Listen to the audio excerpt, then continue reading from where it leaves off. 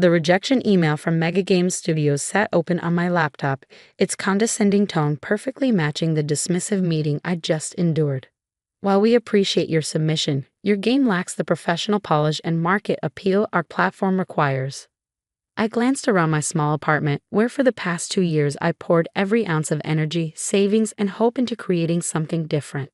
Something that could change gaming forever. The walls were covered in concept art and algorithm flowcharts. 3 monitors displayed different aspects of my game's code, including the part they'd never bothered to look at. "Alex," my sister Ginny's voice came through the phone. "Maybe it's time to consider their offer. Junior programmer positions at Mega Games pay well, and..." They didn't even test it properly, I cut in, watching the hidden subroutines running in my debug window. They played for 10 minutes and called it amateur garbage. My name is Alex Chen, and until today, I was just another indie game developer with a dream. But what Mega Games and every other major studio had missed wasn't just the game. It was an entirely new way of creating virtual worlds. The adaptive AI alone took 18 months to perfect. I told Jenny, if they'd play long enough to trigger the evolution protocols. "Alex, listen to yourself. Evolution protocols? Adaptive AI? Games don't work that way. They follow scripts, patterns. That's what players want." If she only knew what was really happening inside my code. The thing about modern games is that they're predictable. Enemy AI follows predetermined patterns. NPCs repeat the same dialogues. Every playthrough is essentially the same experience with minor variations. But what I created was different. The world itself evolved based on player interactions. NPCs developed their own personalities and memories. The entire game learned and adapted, becoming more complex the more it was played. My phone buzzed. A message from Tom Zhang, my old roommate from college.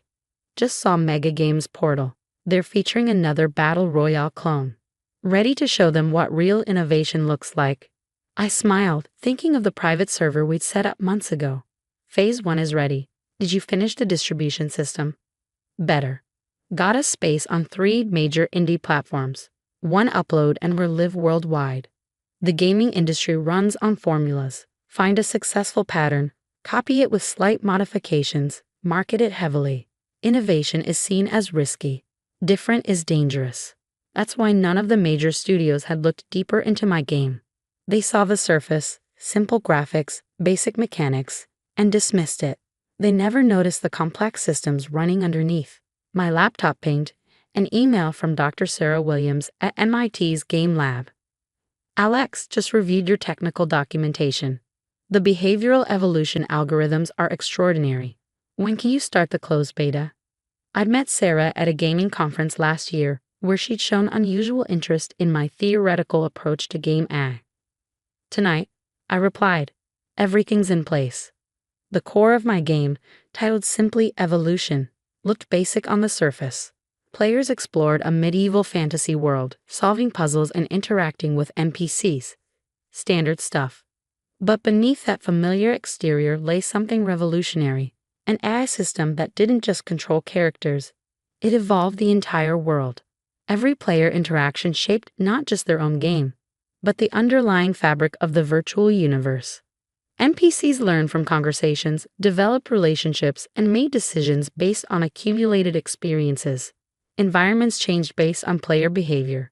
The game itself evolved, becoming more complex and nuanced with each person who played it. My phone buzzed again, an invitation to join a video call with several prominent indie game reviewers.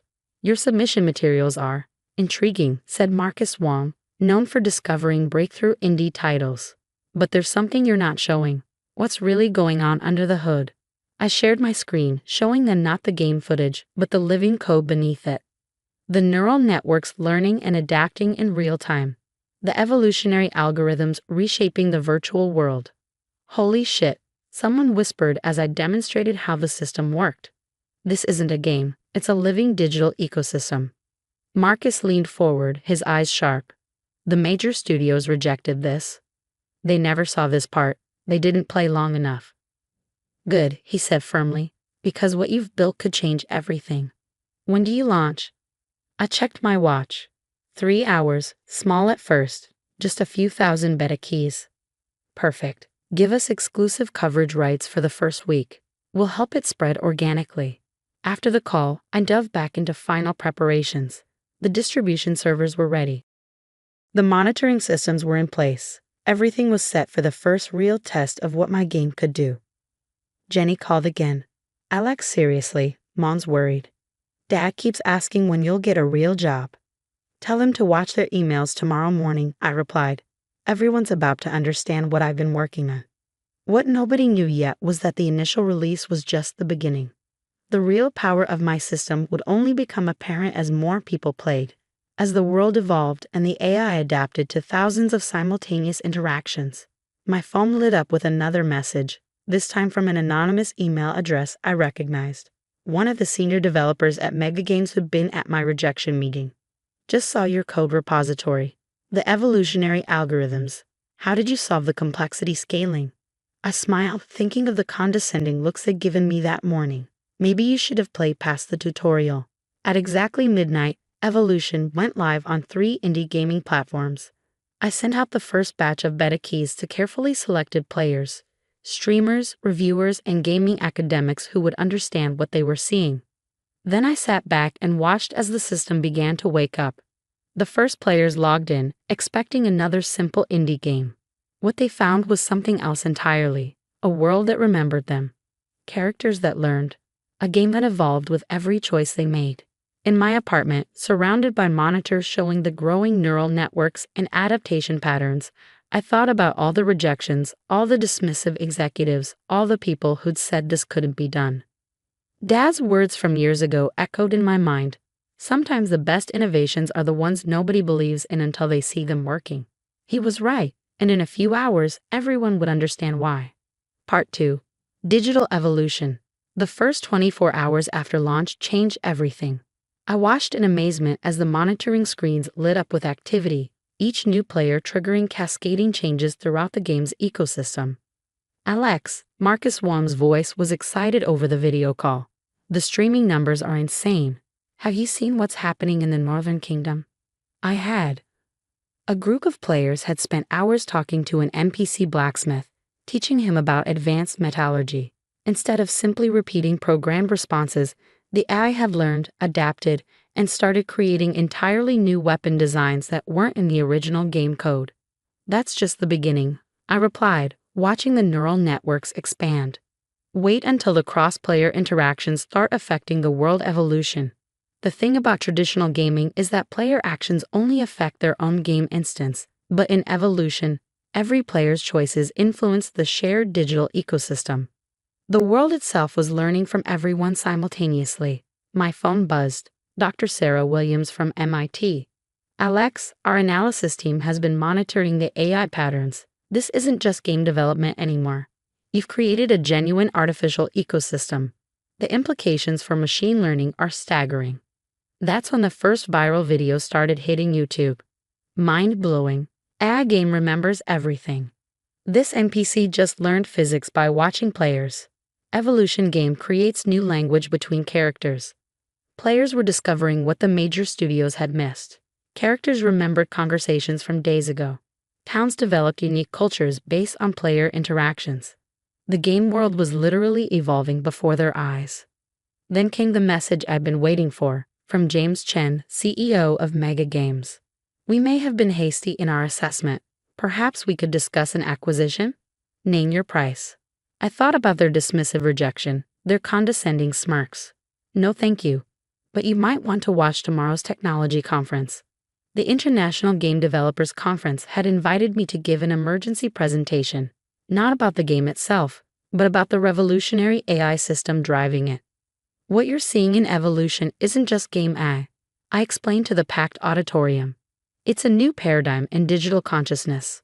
The game doesn't just react to players, it learns, grows, and creates. I showed them the neural networks, the adaptation algorithms, the emergent behavior patterns. The room fell silent as they realized the implications. Every NPC in the game has a unique neural network that develops through interactions. They form memories, develop preferences, learn from experiences. But more importantly, they share these learnings across the network, creating a collective intelligence that evolves the entire game world. Questions exploded from the audience. How had I solved the complexity scaling? How did I maintain stability with thousands of simultaneous neural evolutions? How had I achieved genuine emergent behavior? The secret, I explained, isn't in controlling the evolution, it's in guiding it. The system has fundamental rules, like DNA in biological evolution, but the expressions of those rules are unlimited. That's when I revealed what was really happening. Evolution wasn't just a game. It was a prototype for a new kind of artificial intelligence, one that could revolutionize everything from educational software to scientific simulations. The next few weeks were a blur. Major tech companies called with partnership offers. Research institutions wanted to study the technology. Gaming studios scrambled to understand what we created. But the most meaningful responses came from the players themselves. This game helped my autistic son understand social interactions, one mother wrote. The patient, adaptive NPCs talk in patterns he'd never grasped before. A teacher reported using the game's evolving economic system to teach complex market dynamics. A linguistics professor documented the emergence of new communication patterns between NPCs. The game was becoming more than I'd ever imagined. Jenny called, her voice excited. Alex, Dad just played it. He spent 3 hours talking to a village elder who learned his entire life story. He finally understands what you've been working on. 6 months after launch, evolution had grown in ways even I hadn't predicted. Players had created thriving societies with their own customs, languages, and cultures. NPCs had developed complex relationships and histories. The game world had evolved into something far richer than any designed environment. Megagame's stock dropped when investors realized what they'd missed. They eventually licensed our technology, as did most major studios. But by then, we'd already moved beyond gaming. The adaptive AI system found applications in education, scientific research, and social simulation. We established the Evolution Technology Institute, focused on developing and implementing the technology responsibly. Tom runs our core development team now. Sarah Williams leads the research division at MIT.